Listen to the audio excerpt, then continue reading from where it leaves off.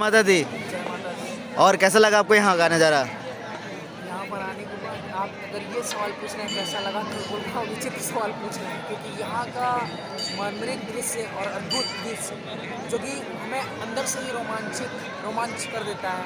रोमांचित भरा एक सफ़र है, कठिनाइयों से भरा सफ़र। अगर आप कह सकते हैं कि अगर किसी घुटने में दर्द है, पैरों में दर्द है, लेकिन फिर भी एक ढांढस, एक माता के प्रति प्रेम है, किसी को श्रद्धा है उसके अंदर, विश्वास अगर रखा हुआ है कि नहीं मुझे वहाँ तक चढ़ना है और उनके प्रेम के लिए मुझे जाना है वहाँ तक, तो क्या सफ़र में आनंद ही आनंद है।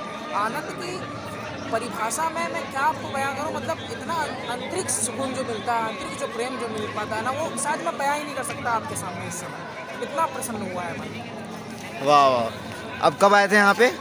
मैं तो अभी यही सैटरडे को आए। अच्छा अच्छा, तो सैटरडे को सुबह पहुँचे होंगे यहाँ पे? सैटरडे को हाँ, लगभग हम 11-12 बजे तक पहुँच गए थे। फिर थोड़ा सा हमको लेट इसलिए हो गया कि हम थोड़ा सा, क्योंकि पहली बार थे, मरमरी कितना अच्छा दृश्य था, इतना अच्छा दृश्य था कि फिर हम रोमांच लेते हुए थोड़ा आगे बढ़े, थोड़ा मस्ती की अपने फ्रेंड लोगों के साथ, इस वजह से लेट हो गए। अच्छा, मान लीजिए अगर माता रानी के दरबार में जाना हो तो कितना समय लगता है? अब देखिए, अगर आप सीट चढ़ाई करेंगे बिना टाइम पास किए हुए तो मेरे को लगता है 6 से 7 घंटे तक आप आराम से पहुंच जाएंगे। लेकिन हाँ, अगर फोटो वोटो ले रहे हैं, बीच में कहीं सेल्फी पॉइंट है वहाँ पर आप रुक जा रहे हैं, व्यू पॉइंट है वहाँ भी आप देखने के लिए रुक जा रहे हैं, तो वहाँ पर आपको आपके मतलब कि समय आपको अकॉर्डिंग चलना पड़ेगा। अच्छा, यहाँ लोग बोलते हैं कि अगर माता रानी के दर्शन करो तो भैरव बाबा के दर्शन क्यों करो?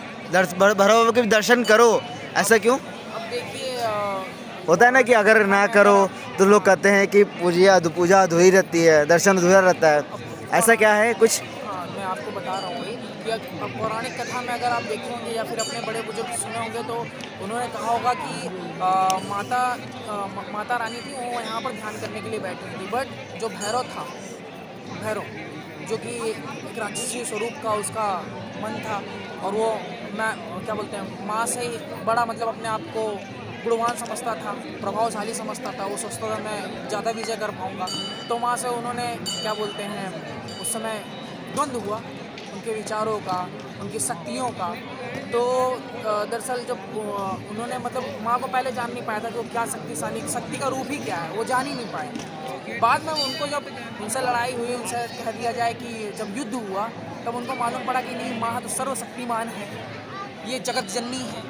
तो उन्होंने उसको जब संहार किया, तो संहार करते हुए जब उसको लगा कि नहीं, यही सबसे ज़्यादा शक्ति रूपिणी जो माँ है, यही शक्ति की सबसे बड़ी स्रोत है, मैं तो इसके सामने तुच्छ हूँ।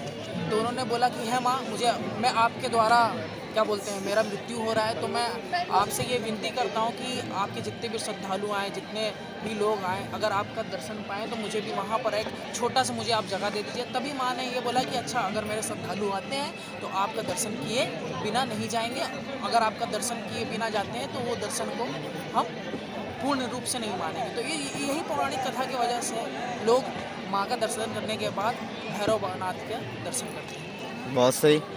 अच्छा, मान लीजिए दर्शन करने आना हो तो कितने दिन का समय निकाल के आए दर्शन करने? अब ये तो डिपेंड करता है आपको, अगर मान लीजिए नॉर्मल दिल्ली से मुझे आना हो तो? अगर आपको नॉर्मल दिल्ली से आना है तो फिर मुझको लगता है 2 दिवस का ये मतलब आपका सफ़र बहुत अच्छे से आप काट लेंगे, ऐसा नहीं है। बस ये है कि आपसे मैं ये अनुरोध ज़रूर करूँगा और आपको एक अपने माध्यम से ये जानकारी ज़रूर देना चाहूँगा कि अगर आपको डोरमेट्री का जिस तरीके से डोरमेट्री के बारे में मैं बता रहा था आपको, तो डोरमेट्री के लिए आपको पहले से ही 2 महीने पहले रिजर्वेशन भी करवाना पड़ता है यहाँ पर, मतलब बुकिंग करनी पड़ती है ऑनलाइन प्रक्रिया द्वारा। अगर आप तत्काल चाहेंगे कि हाँ मैं आके यहाँ पर डोरमेट्री बुक कर लूँ तो ऐसा नहीं हो सकता, असंभव है, और आपको कंबल पे ही रात गुजारनी पड़ेगी, जिसका 100 रुपये चार्ज होता है, और 100 रुपये आपको रिफंडेबल हो जाता है अगर आप उनको पर्ची देते हैं, वो पर्ची काट के देंगे आपको, जमा कर लेंगे 100 रुपये प्रति कंबल का। लेकिन मैं तो आपसे यही अनुरोध करूँगा कि 2 महीने 4 महीने पहले आप बुकिंग करवा लीजिए, प्री एडवांस करवा लीजिए, क्योंकि ठंड बहुत ज़्यादा होती है इधर पे। आप 5-5, 6-6 कंबल, यहाँ पर तो ऐसे लोगों को मैं देखा हूँ 10-10 कंबल लेके लेटे हुए हैं, लेकिन फिर भी ठंड का माहौल है यहाँ पर। और जान ही रहे हैं जम्मू कश्मीर जहाँ बर्फ़ तो पड़ती है, स्वाभाविक सी बात होती है, गर्मी के मौसम में भी यहाँ पर ठंड का अनुभव होता है। तो आपसे यही अनुरोध है। वाह वाह। Bye bye. जय माता दी। जय माता दी। जय माता।